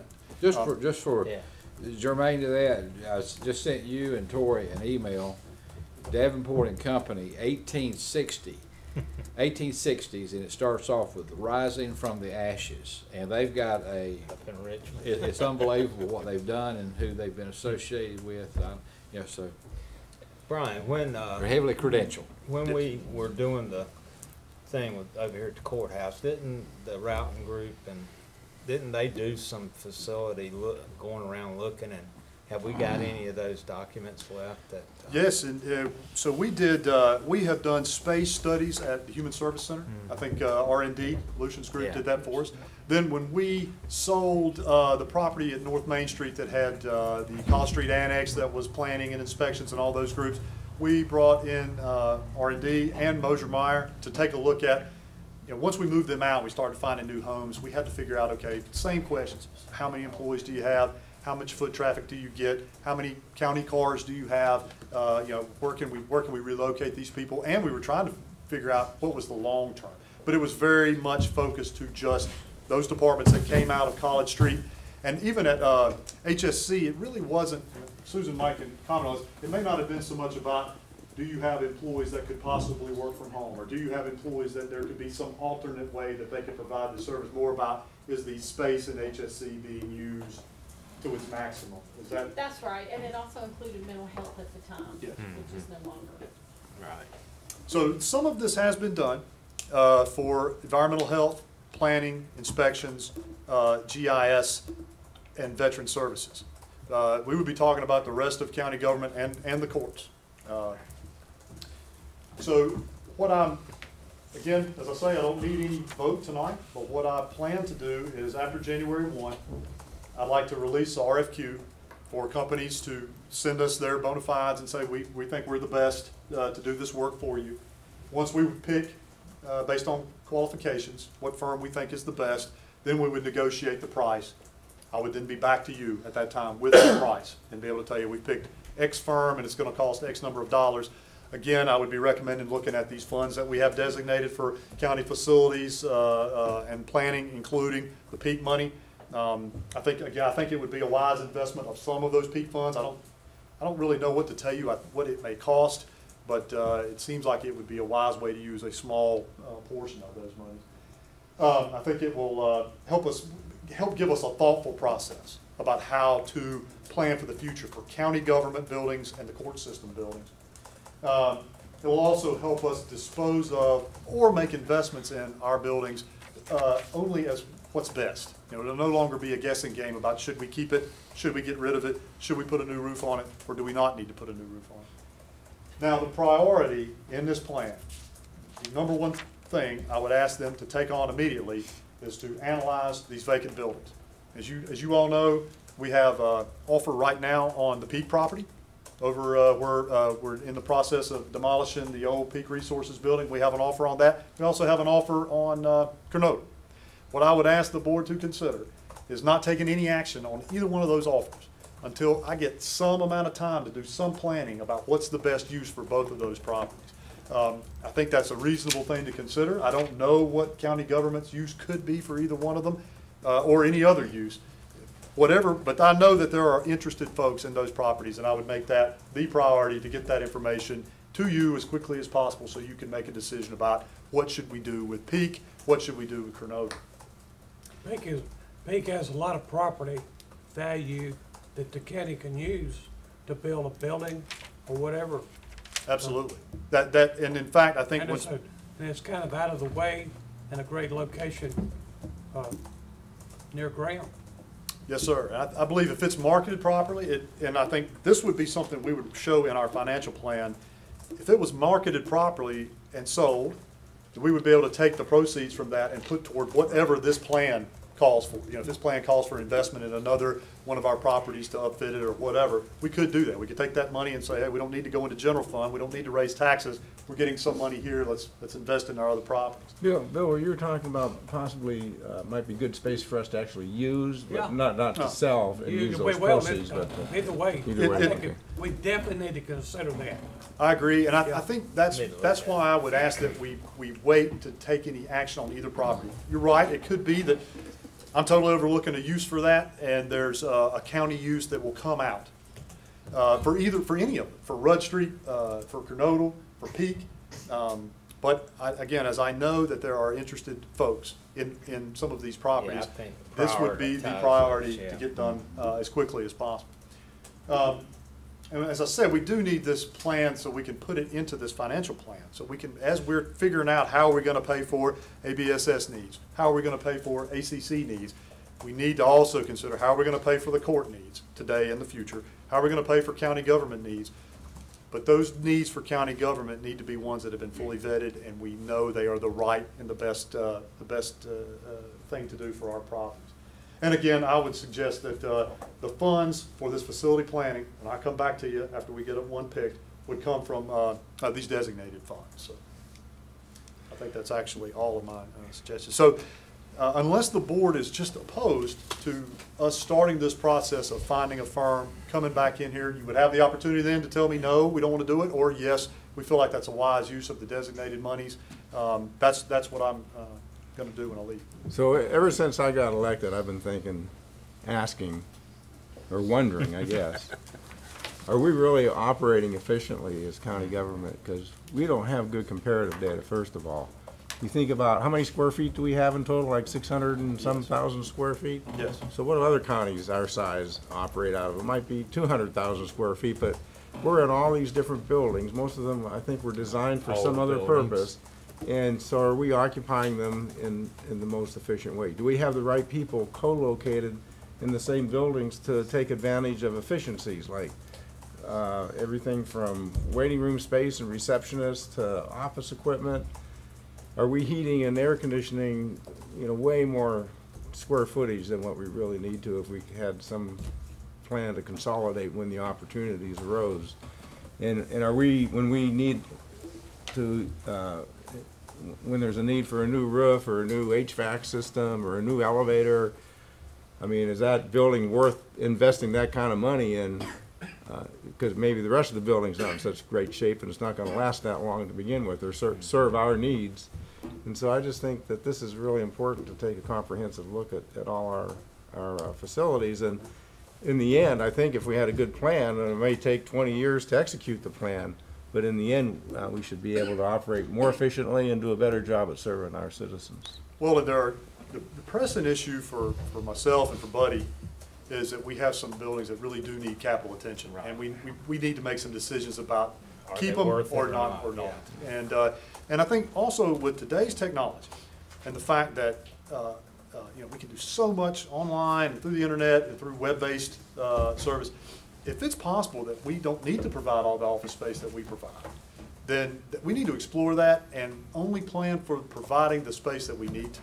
And I mean, this is a very different day than it was 10, 15 years ago. And I think that could even be something that would help us, particularly in some of our jobs that are difficult to recruit for. If we're talking about no longer having to provide office space for, instead of 450 employees, we're providing office space for 250 employees. And when we're trying to recruit people for these jobs, they're told you're able to work either from home or out of your car or whatever. That could be a selling point. And I have all faith in department heads that they are able to maintain a level of accountability for service provision. Because I know that's the first thing, when you start thinking about, gosh, people working from home, can they do the work? Knowing our department heads, knowing that we have some of these things in place, particularly through our performance management program, we can maintain a level of accountability so the public still gets that service. But we may be able to do it in a more cost-effective way. So. I'm curious about, can you check in to see what Randolph County has? They have a governmental center by the jail. If you remember what I'm talking about, Terry. And then down in Davidson County, they have a large governmental center. I've been to the county commissioner meetings in the past. I've been at that one too. That's a very nice, very nice center. And it's all under one roof, kind of. In Lexington. How many floors? I guess Davidson. 4 or 5 or something. Yeah, 4 or 5 floors, and I know Randolph's at least 3 or 4. 3. Yeah, and I'm curious as to what they have in those buildings. The dollar amounts in them. Well, what departments and I'm just curious.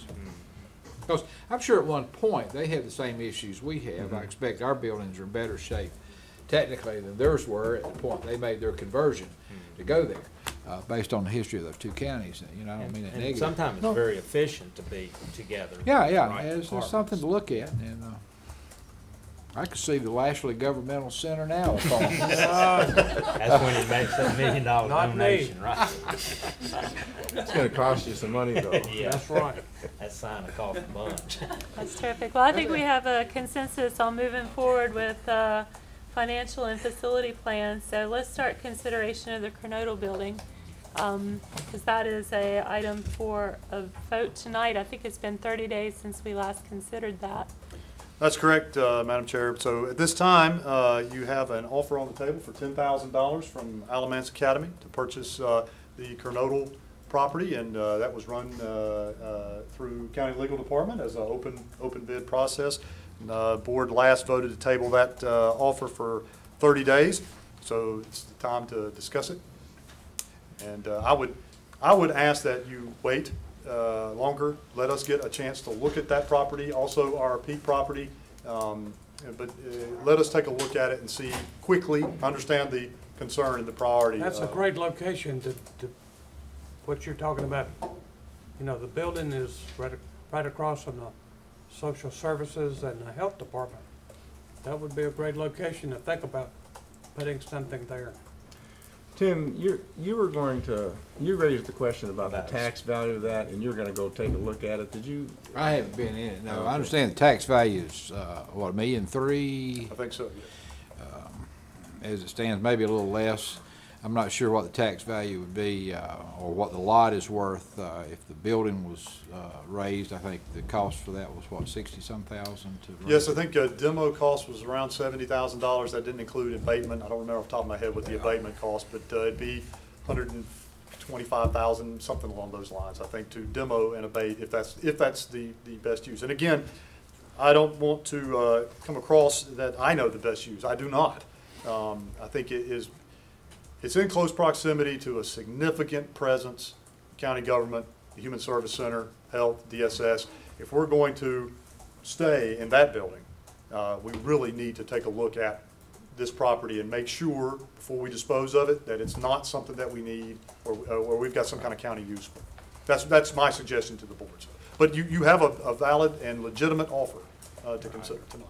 Would you suggest that or ask the facility plan contractor, whoever you choose to do that, would they make that a priority, the Coronado building and what to do with it? Yes. And so they would put that first on their list of things to do. Absolutely, because again, I certainly realize there is an interest and an excellent proposed use of the property, so yes, of course.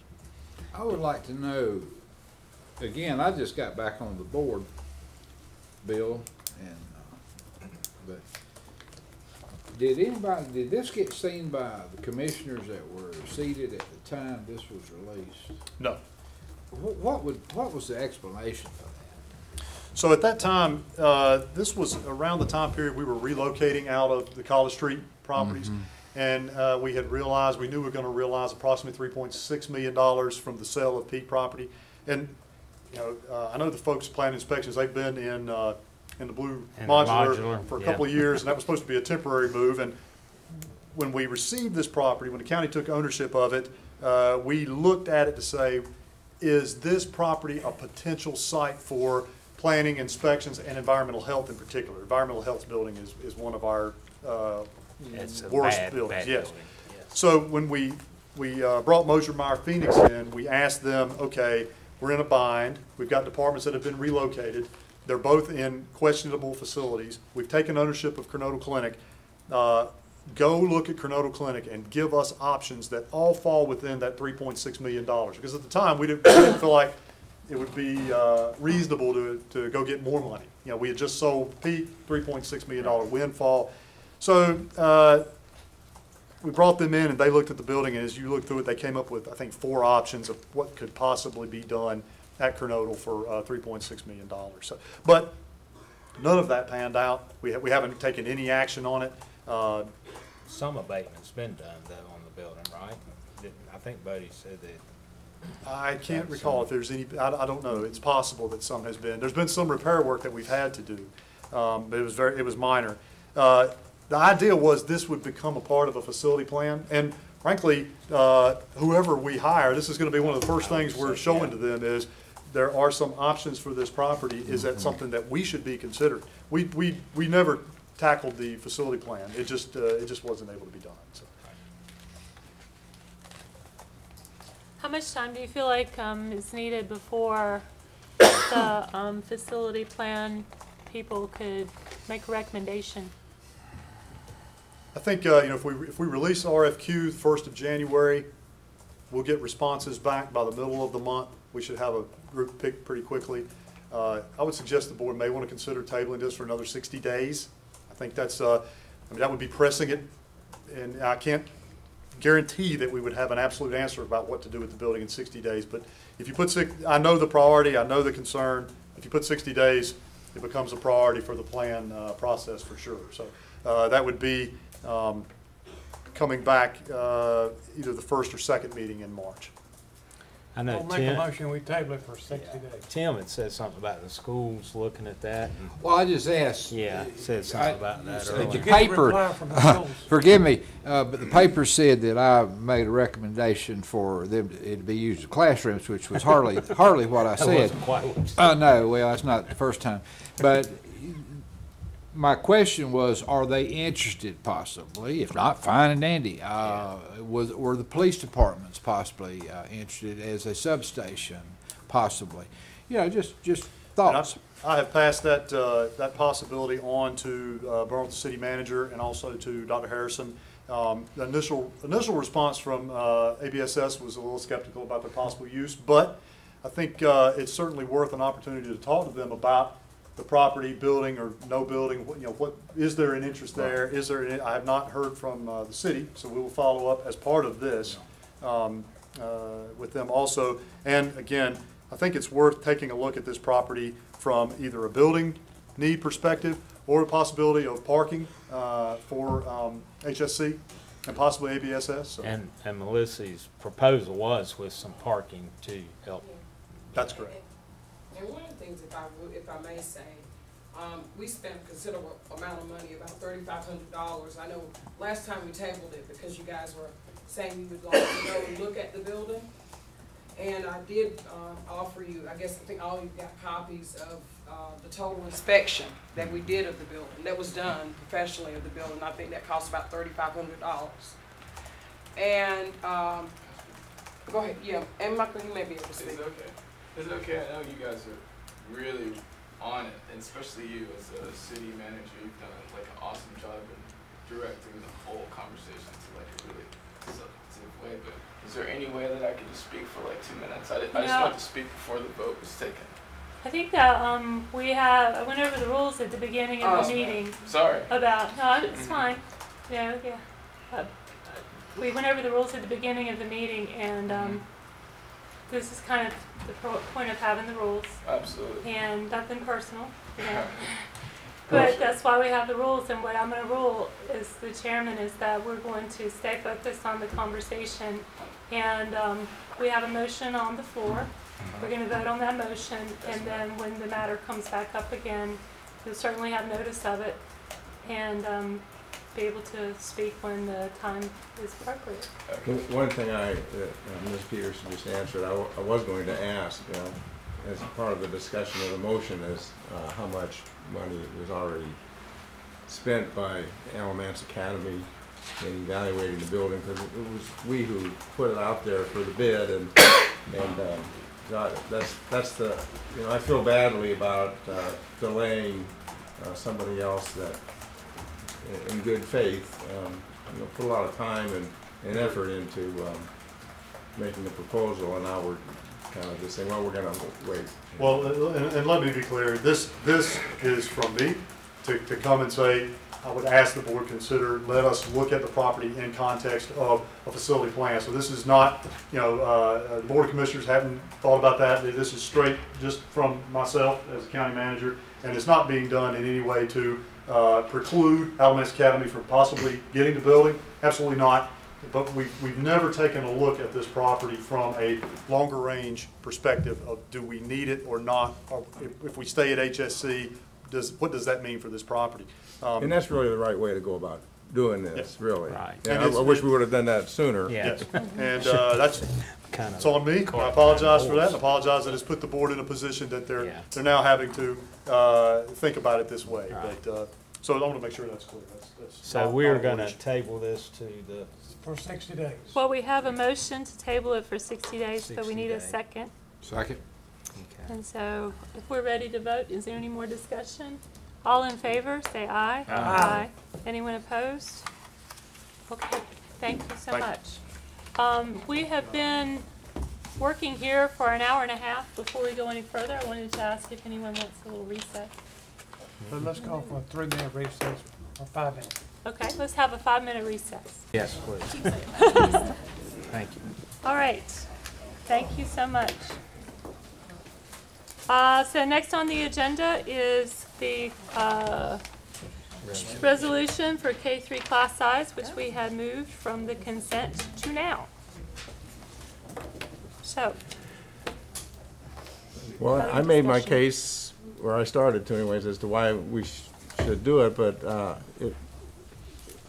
if you have some wording differences that you could share with us, maybe we could consider that, the things that are problematic for you. Something in addition to what's, no, well, my concerns weren't really wordsmithing, like, you know, is it who or what or whom or little tweaking of words here and there. Really my concern came down to the idea of the resolution having these whereas clauses. And when you say whereas, I mean, we haven't really, all I know about the situation having to do with implementation of the K-3 class size reductions comes from really what I read in the newspaper and attending the school board meetings. And I do not feel confident in my vote to say that these whereas clauses stand alone as certain fact. I don't have that confidence myself.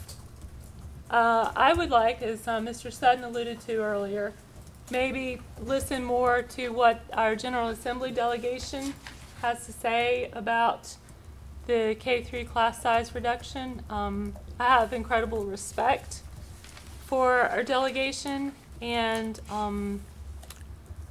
I would like more time to think about it and to do some research.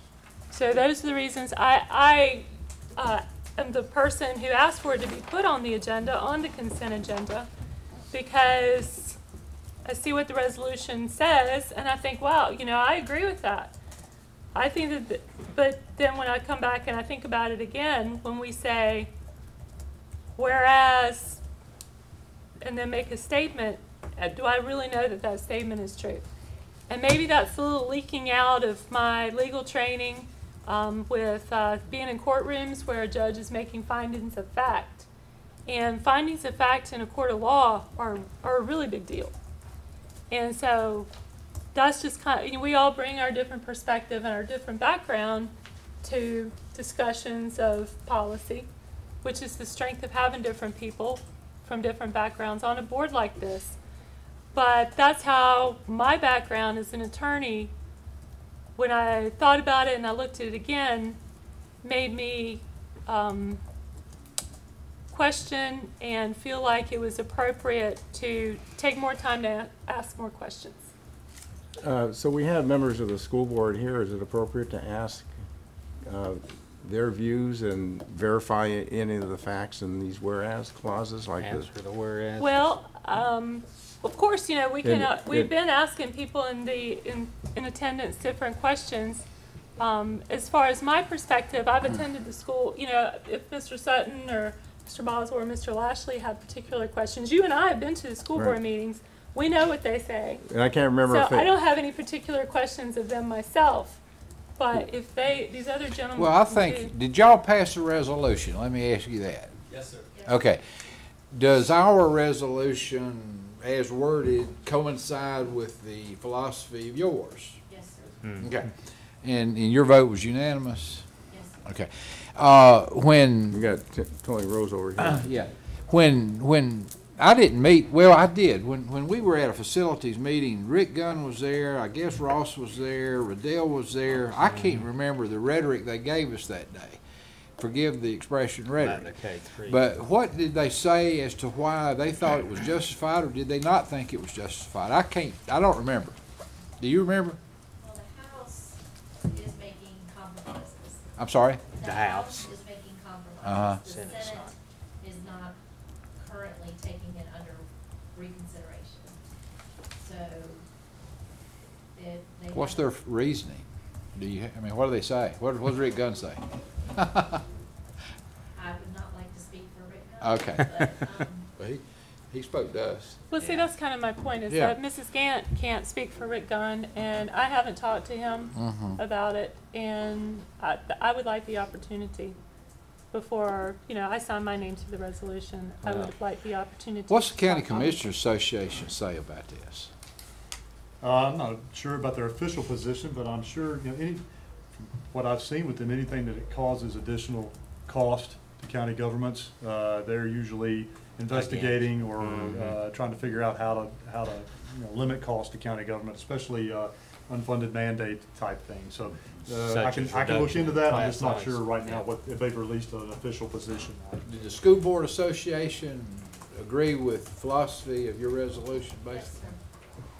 So, I think that, I don't have a problem. We're just asking for a course of action. Consideration is what it says, yeah. Yeah, and it's perfectly within our purview. We're county government. Right. This has a huge impact on county government. As you doggone right, it's gonna be a big cost to the county.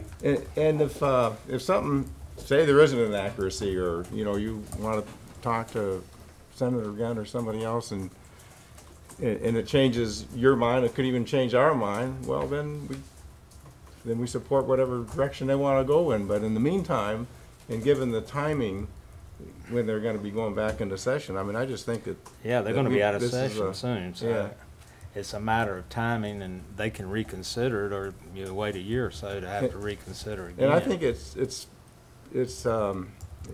in the best interest of the people that we're here to be representing, our taxpayers, to take a position on this. Yeah, because more classrooms you have to have, the more classrooms we have to build. That's gonna cause more costs, that's Exactly. right.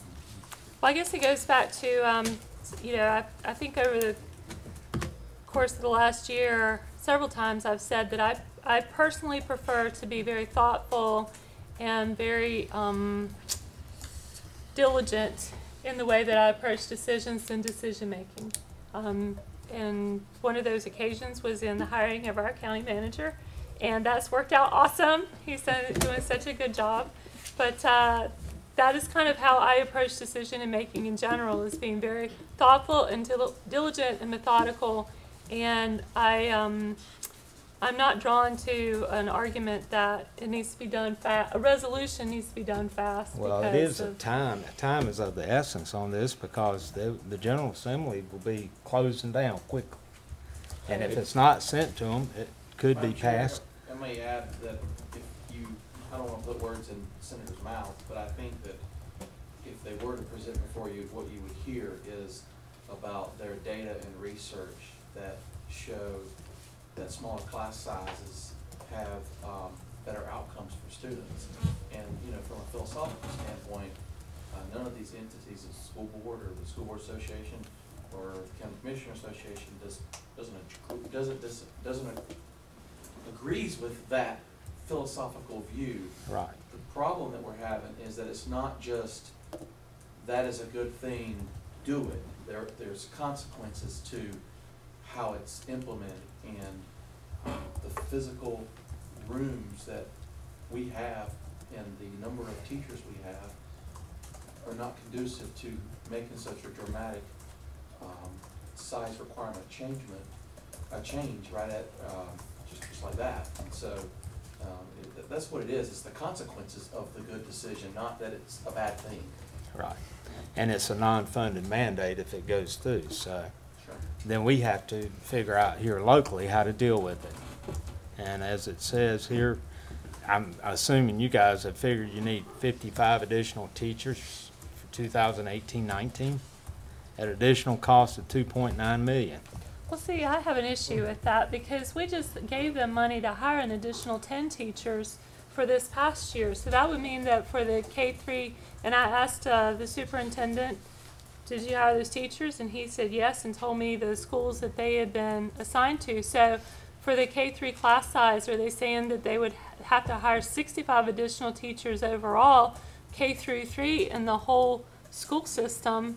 How many teachers do they even have to start with? I mean, we have, how many elementary schools do we have? The state puts a number on that anyhow, how many students to teachers, I don't know. I mean, Mrs. Gant, how many elementary schools are in the school system? So you have 20 schools, so to hire overall between 2 years, 65 additional teachers between 2 schools. I just find that to be a data point that would bear more investigation or more questioning. And I would think the General Assembly should do that.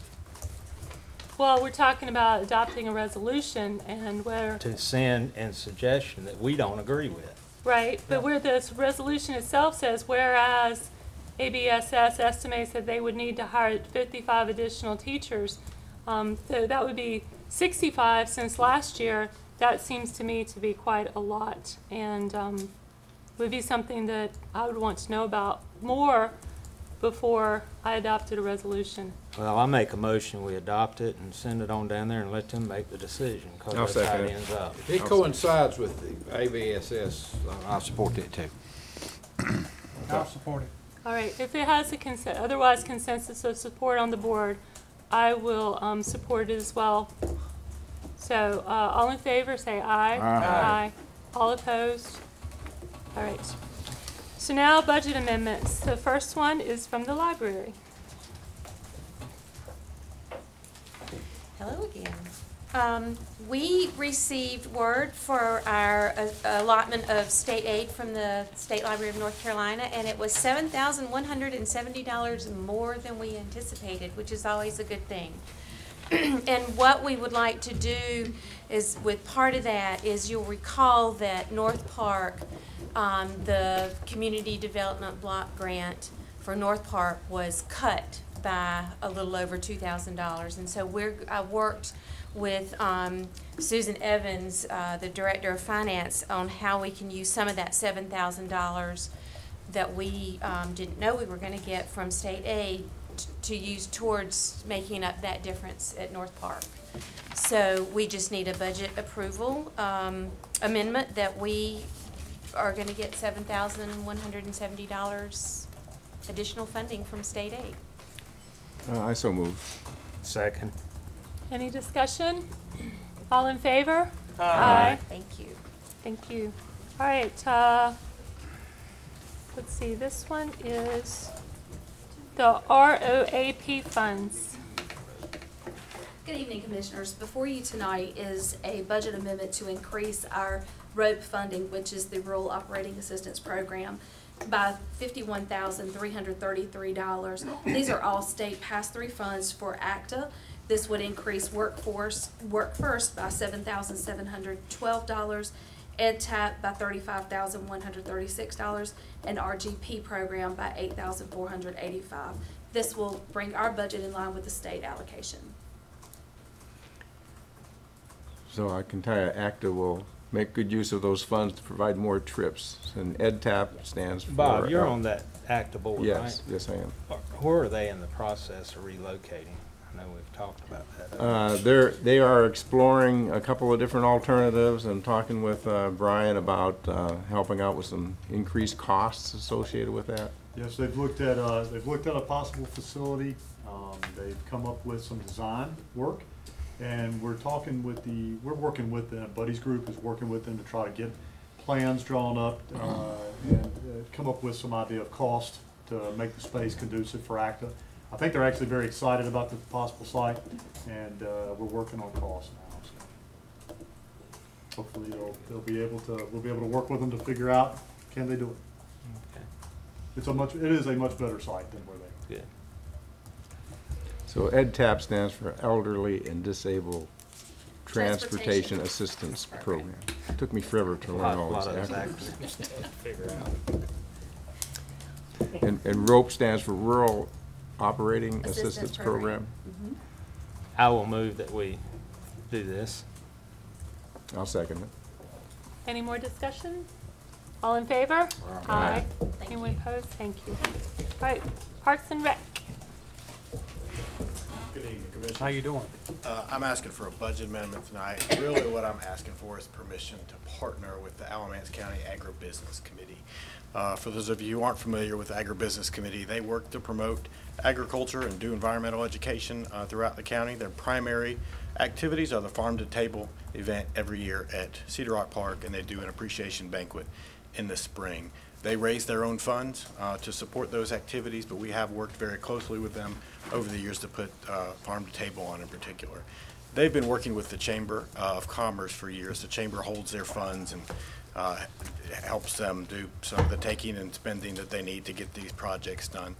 The Chamber's changed direction, and they're going to looking for a new partner, and have asked us to hold those funds and to be their partner in the financial capacity moving forward, and we'd like to do that. In order to do that, we need a budget amendment to accept $1,681.15, which is their current balance at the Chamber. So we'll hold that for them. So moved. Second. So we're essentially just becoming like the fiscal agent. Right, handling the money. Handling the funds. We already partner with them in the other capacities, but this really, we're just holding their money for them and for this amendment. I have a quick question. The Agribusiness Committee, is that a committee that's attached to another entity? Who makes up that committee? It's private citizens, farmers, usually representative of Farm Bureau on there, and some of their board members, Farm Bureaus. Yeah, it's just local farmers. Okay, great. Well, we have a motion. Oh, I'm sorry. Too quickie. Well, we can vote on this. I want to ask you something before he leaves. Is it related No. to this? Okay. So we have a Never motion and a is. second. All in favor? Aye. Thank you. You're Too making me quickie. You nervous. got your horses out there yet? No, sir. Okay, when we going to get them? After we build the barn. That'd be a good idea. In that order. That works better that way, Horses right? aren't like mules. We do, the first phase of the equestrian center was a new parking lot and trail access for people bringing their own horses, and that will be open. That's a great success, too. It's going to be great. Boy, I don't like to make promises, but January or February, how about that? And the house on up at the, what's the name of that house? Garrett House. Garrett House? Well, we met out there years ago and had a meeting out there. Oh, that's You know, the White House on way yes, down on the end? yes. Has a circle driveway? Yeah, that's. What's that called? My office. Your office. That's where The they have administrative board- offices. You for use the- that whole building? We have a lot of people stuffed in there. They do board meetings there. Yeah, that was nice last time I was in there. It has a new roof thanks to the capital improvement budget. Yeah, So all right. thank you. All right. Those were easy questions. Thank you. All right, Health Department. Good evening. I don't think I have anything as interesting as horses. I am coming before you tonight for a budget amendment, a request to use our performance management funds in the amount of, a total amount of $92,000, $92,751.08. And the breakdown of that use is for 2 used vehicles to replace our aging fleet, particularly in environmental health.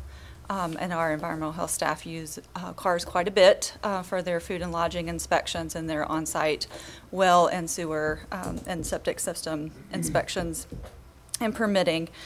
And that is in the amount of $36,794. The second piece of that is to finish out the renovation in environmental health for the office area and the furniture that's in there that was very aged. And this is to finish that out for the clerical and mailroom of that particular section. And then the last piece of it is to actually, we're asking for up to $37,409. And I say up to because this is for renovations of our negative pressure room at the health department at the actual HSC building, where we have isolation room there for suspect TB and other aerosol types of infections. And it's in need of renovations, and that would be being out to bid. So we're not sure if we'll use the entire amount, but up to that amount in order to take it out to bid. So what do you do in the renovation of a room like that? What? Well, it's quite an old room, so it's just time. It's time for us to make sure that the ventilation system is working properly. It's working at this point the way it should, but it needs improvements in order to work to its optimal capacity. And so I'm not sure how familiar you are with negative pressure rooms, but I know you are. But the way that this works is that it's a special ventilation system that generates negative pressure. So the room itself is negative pressure, and it pulls air from the higher pressure areas out in the corridor and other rooms in order to get that air recirculated, so that the room itself is keeping the potentially contaminated agent inside as we do that. How often is a room like that used, say, in a year's time? Mr. Sutton asked at the last meeting about our TB cases, and our active TB cases are just a handful, and I actually pulled it for you that over the last 5 years, in 2012 we had no cases, in 13 we had 4, in 14 we had 0, in 15 we had 0, and in 16 we had 2. This year, as of November, we had 4 so far. And so we use it for any suspect TB cases, so those are our confirmed active cases, but if we have anyone who is a suspect, or we're also looking at if there's a latent TB type of thing, we'd be using that room as well. So it's any type of suspected pathogen of that sort. Other questions? Great, so, Troy? I'll make the motion, we accept it. I'll second it. Okay. All in favor? Aye. Thank you. Thank you. Mr. County Manager. Thank you, Madam Chair. The only thing I would like to do at this time is ask, I'm sure you've all read about the issues that Mecklenburg County has had with their technology being hacked and ransomware. I've asked Bruce to just give you a little bit of insight into what that meant and how we are here at Alamance County. So just turn it over to Bruce, and then that's all. Yeah, so December 5th, they got hacked, phishing email hack, so somebody clicked on a bad email. And so then it was ransomware, and they held hostage over 200 systems on multiple servers for $23,000 or 2 Bitcoin. That's been in the paper. Of course, that was the tip of the iceberg. They probably would have charged per server, that kind of thing. They chose to restore, the systems back, and then they had data backups as we do, and they're still restoring. So that's one of the things I want to take advantage of this opportunity to educate you that we have things in place here that we're up, to industry standards, and we have backups, and we do updates as soon as they come out. It's a new normal. This year has been a really big year for some of these kinds of things. They went to paper, money orders, checks and receipts and all those kinds of things, and they still are. They've restored most of their stuff, but it's going to take a while. And of course, when they refused, they were, again, inundated with more attacks. And it's an active cybercrime scene. The FBI and everybody's on that as of now. But again, the challenge for us, just so you know, a couple of years ago, we with the crash and everything, we really took it seriously here, and we have the best industry standards, industry practices for here. We're very current on our systems. We have things backed up, but it's a never-ending challenge, and you have to treat as if it's going to happen, but when. And we do that here, and how do you handle it? And so one of the things, again, the public and the press and everything down there were really, really helpful. They had to go back 25 years into how to do things, and they still are in a lot of things. So, we do have a lot of things in place, but it's not instantaneous to fix. And the dangers are real. And what we're doing the last couple of years is we put out a lot of training videos for our employees. Our people are our biggest asset, but can also potentially be biggest vulnerability. Weekly, we get examples of some of these phishing attacks, and they look really, really good. They look like Amazon. They look like, all these different kind of things. And we send them out to our folks so they can see it and know what to look for. And of course, we send them all these kind of stories and updates and this kind of stuff, so they're aware. A couple years ago, Burlington, thanks to Burlington, told us of their weakest link to get hacking is local governments and their IT programs. And so they offer a program to scan our entire network for free because it helps them as we interact with those folks. Homeland Security. And we also have some auditing by IT, the consulting companies. So we also listen to our local folks here, and we kind of share knowledge and that kind of stuff. Some of the next things we want to do is we've been talking about an annual. When you first come to the county a few years ago, you sign the thing. This is about acceptable use and those kinds of things. The technology keeps changing so much. We kind of think we're going to have a yearly checklist that people go over the videos. For scouts, we have to go over all these training things every year and sign off on those kinds of things. But our employees are really, really good. And they send me all the time. I'm the guy who sends them all these things, and they said, "Hey, what do you think about this?" You know, and I said, "When in doubt, just delete it." So the other things we'd like to go down to Charlotte at some point when all the dust is settled and really try to learn from them. They have a fairly large budget, but you know, budgets don't help you. You know, like I said, we're all vulnerable. And just be ever diligent. We got some really good folks working on it and staying diligent with it. We also we're been in talks probably this spring if we can pull it off to do our own phishing attempts. We haven't gone that far yet, but a lot of folks will. You can pay somebody to do it. We think we can do it ourselves. Or if you click on a phishing email, then it says, "Hey, you're invited to a mandatory meeting to talk about improve your skills on phishing and those kind of things." So those are the kind of things you have to do. When I first got on the job, they talked about points of failure, and we're always looking at the next point of failure with this stuff, and it's never ending. But I was asked to give you a little update on that. There's a big scary thing down there.